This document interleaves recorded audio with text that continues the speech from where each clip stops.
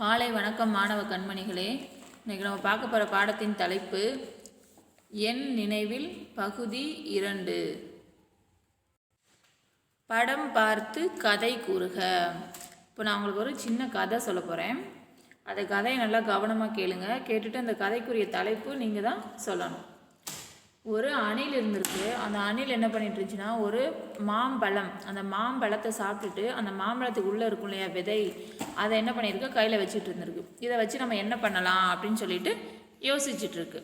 யோசிக்கும் போது அதுக்கு என்ன யோசனை வந்திருக்குன்னா, ஒரு குழியை தோண்டி அந்த குழிக்குள்ளே அந்த விதையை நம்ம என்ன செஞ்சு வைப்போம், புதைச்சி வைப்போம், என்ன ஆகுதுன்னு பார்ப்போம் அப்படின்னு சொல்லிட்டு அந்த வேலையை செய்யுது. குழியை தோண்டி அதுக்கு அந்த குழிக்குள்ளே விதையை புதைச்சி வைக்குது. மறுபடியும் சில நாட்கள் கழித்து மழை பெஞ்ச உடனே அந்த அணில் ஊண்டி வச்சிச்சு இல்லையா, அந்த விதையிலேருந்து ஒரு சின்ன செடி முளைக்குது. மறுபடியும் என்ன ஆகுதுன்னா, கொஞ்ச நாள் கழித்து கொஞ்சம் பெரிய செடியாக வளருது. மறுபடியும் அந்த செடி என்ன ஆகுது, ஒரு மரமாக உருவாகுது. மறுபடியும் கொஞ்ச நாள் கழித்து அது ஒரு பெரிய மரமாக வளர்ந்து அதில் காய்கள்லாம் காய்க்க ஆரம்பிச்சிச்சு. பூ பூத்து காயெல்லாம் காய்க்க ஆரம்பிச்சிருச்சு. மறுபடியும் அந்த மரம் நல்லா பெரிய மரமாகிருச்சு இல்லையா, அந்த மரத்தில் பறவைகள்லாம் கூடு கட்டியிருக்கு. அணில் என்ன பண்ணியிருக்குன்னா, அந்த அணில் வந்து அந்த மரத்தில் பொந்து வச்சு அதுக்குள்ளே வாழ்ந்துக்கிட்டு வருது.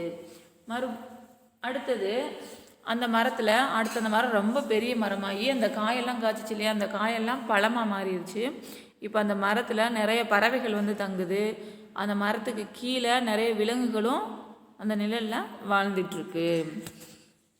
இப்போ அந்த மரம் என்ன பண்ணுது, அந்த அணிலுக்கு மட்டும் இல்லாமல் எல்லா விலங்குகள் பறவைகளுக்குமே என்ன பண்ணுது, உதவியாக இருக்குது. மனிதர்களுக்கும் என்ன பண்ணுது, அது நல்ல பழங்கள்லாம் காய்ச்சி பழங்களை கொடுக்குது. இப்போது இந்த கதையை நல்லா கேட்டிங்க இல்லையா, இந்த கதைக்கு ஏற்ற தலைப்பு நீங்களே சொல்லுங்கள் பார்ப்போம். ஓகே, நான் என்ன தலைப்பு சொல்கிறேன்னா, அணிலின் சிறு முயற்சி அப்படின்னு நான் ஒரு தலைப்பு கொடுத்துருக்கேன். உங்களுக்கு இந்த கதைக்கு ஏற்ற தலைப்பு என்ன தலைப்பு தோணுதோ அதை நீங்களே சொல்லிக்கோங்க. அகர வரிசை முறை அறிவோம். மாணவர்களே, அகர வரிசையை இப்போ தெரிஞ்சுக்கிறோமா? நம்ம என்ன அகர வரிசை பார்க்க போகிறோம் அப்படின்னா, கா வரிசை. என்ன வரிசை பார்க்க போகிறோம்? கா வரிசையில் உள்ள எழுத்துக்கள் பார்க்க போகிறோம். அதை எப்படி அகர வரிசைப்படுத்துறது? இப்போ கா வரிசையில் முதல் எழுத்து என்ன வரும்? கா. அடுத்த எழுத்து கா, கி, கி, கு, கூ, கே, கே, கை, கோ, கோ, கௌ. இதான் என்ன எழுத்துனா கா வரிசை எழுத்துக்கள். இப்போ இந்த கா வரிசையில் என்னென்ன எழுத்துக்கள்லாம் வருது அப்படிங்கிறத நம்ம இப்போ பார்க்க போகிறோம். பார்க்கலாமா? இப்போ முதல் எழுத்து கா. கால என்ன வார்த்தை கொடுத்துருக்காங்கன்னா கணினி. கணினி, கணினி. அடுத்தது கா. கால என்ன வார்த்தை கொடுத்துருக்காங்கன்னா காற்றாடி. காற்றாடி, காற்றாடி. அடுத்தது கீ. கீழே என்ன கொடுத்துருக்காங்கன்னா கிளிஞ்சல். கிளிஞ்சல், கிளிஞ்சல். அடுத்தது கீ. கீழே என்ன கொடுத்துருக்காங்க கீரை, கீரை. அடுத்து கூல என்ன வார்த்தை கொடுத்துருக்காங்கன்னா கூடை, குடை. அடுத்து கூவனால கூடை, கூடை. அடுத்து கே. கேனால என்ன எழுத்து கொடுத்து என்ன வார்த்தை கொடுத்துருக்காங்க கே இன்டை, கெண்டை. மீ இன், கெண்டை, மீன். கேனால் என்ன கொடுத்துருக்காங்க கேழ்வரகு. கே இல் வரகு, கேழ்வரகு. அடுத்து கை. கையினால் கை இப்பை, கைப்பை. அடுத்து கோனால் என்ன கொடுத்துருக்காங்கன்னா கோடி, கொடி. அடுத்து கோவனால் கோழி, கோழி கொடுத்துருக்காங்க. அடுத்து கவ்வனால் என்ன கொடுத்துருக்காங்கன்னா கௌதாரி, கௌதாரி, கௌதாரி அப்படின்னு கொடுத்துருக்காங்க. மாணவர்களே, இப்போ இந்த கா வரிசையில் உள்ள எழுத்துக்கள்லாம் தெரிஞ்சுக்கிட்டீங்க இல்லையா, இதை எப்படி அகர வரிசைப்படுத்துறது அப்படிங்கிறது உங்களுக்கு தெரிஞ்சுக்கிடுச்சு. இப்போ அதே மாதிரி அடுத்து ஒரு எடுத்துக்காட்டு கொடுத்துருக்காங்க. அதை எப்படி அகர வரிசை முறைப்படி எழுதணும் அப்படிங்கிறத தெரிஞ்சுக்கலாம். இப்போ என்னென்ன வார்த்தை இங்கே கொடுத்துருக்காங்கன்னா, இங்கே கவனிங்க. பாருங்க என்ன வார்த்தை கொடுத்துருக்காங்க. சீப்பு, சங்கு, சூரியன், சாட்டை, சிங்கம், சேவல், சுண்டல், சௌச்சவ், செடி, சொட்டு மருந்து, சைகை, சோளம். இப்படி வார்த்தைகள்லாம் கொடுத்துருக்காங்களே. இப்போ இது என்ன வரிசையில் இருக்குது? சா வரிசையில் இருக்குது. இப்போ மாணவர்களே, உங்களுக்கு சா வரிசை அதை தெரிஞ்சுக்கிட்டிங்கன்னா தான் அதை என்ன செய்ய முடியும், நீங்கள் அகர வரிசைப்படுத்த முடியும். இப்போ சா வரிசை தெரிஞ்சுக்கலாமா? இப்போ சா வரிசை முதல் எழுத்து சா சா, சி சி, சு சு, செ சே, சை சோ சோ, சௌ. இதான் என்ன வரிசை? சா வரிசை. இப்போ இந்த எழுத்துக்களை எல்லாம் அகர வரிசைப்படுத்தலாமா? இப்போ பாருங்க, இப்போ இங்கே என்ன வார்த்தை கொடுத்துருக்கு? இதில் சா வரிசையில் முதல் எழுத்து என்ன வரணும்? மாணவர்களே, இப்போ சா வரிசையில் இப்போ முதல் எழுதுலேருந்து சா. சால இப்போ என்ன வார்த்தை கொடுத்துருக்காங்க? சங்கு. இப்போ எழுதலாமா? எழுத ஆரம்பிங்க. இங்கே சால சங்கு அவங்களே கொடுத்துட்டாங்க. அடுத்தது சால என்ன வார்த்தை? சாட்டை. சா இட்டை, சாட்டை. அடுத்தது சீல என்ன வார்த்தை கொடுத்துருக்காங்க? சிங்கம். சி இங் க இம், சிங்கம். அடுத்தது சீல என்ன வார்த்தை கொடுத்துருக்காங்க? சீப்பு. சி இப்பு, சீப்பு. அடுத்தது சூல என்ன வார்த்தை கொடுத்துருக்காங்க? சுண்டல். அடுத்தது சூல என்ன கொடுத்துருக்காங்க? சூரியன். சூரியன், சூரியன். அடுத்தது சேல செடி, செடி.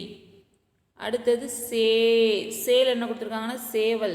சேவல், சேவல். அடுத்தது சைல என்ன வார்த்தை? சைகை. அடுத்தது சோல என்ன வார்த்தை கொடுத்துருக்காங்கன்னா? சொட்டு மருந்து. சோ இட்டு, சொட்டு மருந்து, சொட்டு மருந்து. அடுத்தது சோல என்ன கொடுத்துருக்காங்கன்னா? சோளம். இம், சோளம். அடுத்தது சவுல என்ன வார்த்தை? சௌச்சவ்.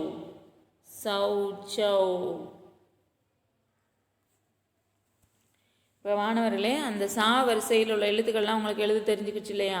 இப்போ இதே மாதிரி நீங்கள் என்ன பண்ணணும்னா, உங்களுடைய புத்தகத்தில் அந்த வரிசைகளை பார்த்து சரியாக எழுத வேண்டும். உரிய ஒலிப்புடன் படித்து பழகுக. உரிய ஒலிப்புடன் படித்து பழகுக. இப்போது இங்கே சில வார்த்தைகள் கொடுத்துருப்பாங்க. அந்த வார்த்தைகளை வாசிக்கும்போது ஒரே மாதிரியாக தான் இருக்கும். இப்போ வாசிக்கிற மாதிரில கரை, கரை ரெண்டுமே ஒரே ஒலிப்புடன் தான் இருக்குது. ஆனால் அதோடைய பொருள் என்ன பெறும்? மாறுபடும். இப்போது இங்கே முதல்ல இந்த கரை கொடுத்துருக்காங்க இல்லையா? கரை, கரை. இந்த கரை அப்படின்னா என்ன அர்த்தம்னா, இப்போ ஒரு ஆறு இருக்குன்னா ஆற்றின் இந்த ரெண்டு பக்கத்துலையும் இருக்கும் இல்லையா? அதான் என்னது? கரை. இப்போ இந்த கரை அப்படின்னா என்னென்னா, நம்மளுடைய ஆடையில் படிவது தான் இந்த கரை. அப்போ ரெண்டையுமே நான் எப்படி தான் வாசிக்கிறோம்? கரை அப்படின்னு தான் வாசிக்கிறோம். ஆனால் ரெண்டுக்கும் என்னப்படுது? பொருள் மாறுபடுது. இப்போ அதே மாதிரி இப்போ அடுத்து உள்ளது பாருங்கள். மலை, மலை. இப்போ மலை, இந்த மலை அப்படின்னா என்னென்னா, உயர்ந்து நிற்பது மலை. நம்ம கீழே நின்று இப்படி பார்த்தோன்னா உயரமாக நின்று பார்க்குவோம் இல்லையா? பார்க்கும்போது நம்மளுக்கு மேலே இருக்கும். இதான் என்னதான்? மலை. உயர்ந்து நிற்பது மலை. இந்த மலை அப்படின்னா உயிர்களை காப்பது மலை. வானத்துலேருந்து மழை பொழியும் இல்லையா? அதான் அந்த மலை. உயிர்களை காப்பது மலை. அடுத்தது அல்லி, அல்லி. இந்த அல்லி அப்படின்னா என்னென்னா, இந்த நீரில் மலர்வது அல்லி. அல்லி மலர். இந்த அல்லி அப்படின்னா என்னென்னா, நம்ம தண்ணியை இப்போ கையில் அள்ளுறோம், அதானது அல்லி. நீரை எடுத்தார் அப்படிங்கிறதான் அல்லி. அடுத்தது ஒளி, ஒளி. இந்த ஒளி அப்படின்னா என்னென்னா, விளக்கில் கிடைப்பது ஒளி. வெளிச்சம் சொல்லுவோம் இல்லையா? அந்த வெளிச்சமாக தான் அந்த ஒளி. விளக்கில் கிடைப்பது ஒளி. இந்த ஒளி அப்படின்னா வெடித்தால் எழுவது. இப்போ நம்ம கை தட்டினோன்னா அதுலேருந்து சவுண்டு வரும் இல்லையா? அந்த ஒளி. இப்போ வெடிக்கும் போது ஒரு சத்தம் கேட்கும் இல்லையா? அது இந்த ஒளி. வெடித்தால் எழுவது ஒளி. அடுத்தது வால், வால். இப்போ இந்த வால் அப்படின்னா என்னென்னா, மாட்டிற்கு இருப்பது வால். இப்போ மாட்டுக்கு பின்னாடி இருக்கும் இல்லையா? அந்த வால். இந்த வால் அப்படின்னா மரத்தை அறுப்பது வால். மரத்தை அறுப்பது வால். அடுத்து பாருங்கள், பள்ளி, பள்ளி. இப்போ இந்த பள்ளி அப்படின்னா சுவரில் ஊறுவது பள்ளி. சுவைத்து கற்க பள்ளி. பள்ளிக்கூடம் சொல்லுவோம் இல்லையா? அதான் பள்ளி. சுவைத்து கற்க பள்ளி. இப்போ மாணவர்களே, இப்போ இந்த வார்த்தைகளுக்குரிய வேறுபாடு உங்களுக்கு தெரிஞ்சுக்கிச்சு இல்லையா? இப்போ வார்த்தைகள் நம்ம வாசிக்கும்போது ஒரே மாதிரியான சத்தம் தான் வரும். ஆனால் அதுக்குரிய பொருள் என்ன செய்யும்? மாறுபடும். அந்த பொருளை உணர்ந்து நம்ம அதுக்கு ஏற்ற மாதிரி படித்து கொள்ள வேண்டும். நன்றி மாணவர்களே. அடுத்த வகுப்பில் சந்திக்கலாம்.